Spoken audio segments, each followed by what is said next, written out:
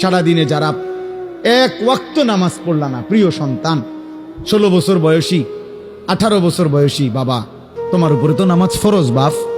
তো সারাদিনে যারা এক ওয়াক্ত নামাজ পড়ো নাই, তো তোমার আখের গন্তব্য কোথায়? এই অবস্থায় যদি তুমি নাফরমানের মৃত্যু হয়, তো তুমি কই পৌঁছবা বাপ? তোমার কি বুঝে ধরে না এটা? সকাল থেকে রাত পর্যন্ত সারাক্ষণ যে মোবাইলে নারী দেখে, ছবি দেখে, অশ্লীল দৃশ্য দেখে, তো এর শেষ ঠিকানা কোথায়?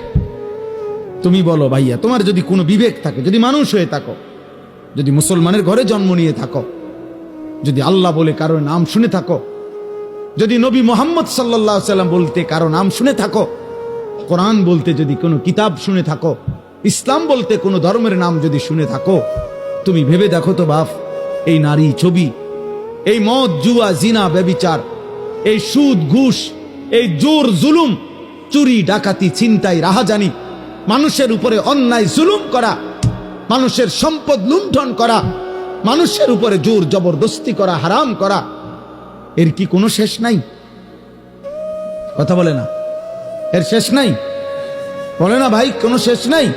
ফেরাউন শেষ হয় নাই, নমরুদ শেষ হয় নাই, সাদ্দাত, কারুন শেষ হয় নাই? তুমি তার চাইতে বড় ক্ষমতাধর? তুমি তার চাইতে বড় ক্ষমতাধর হয়ে গেলা?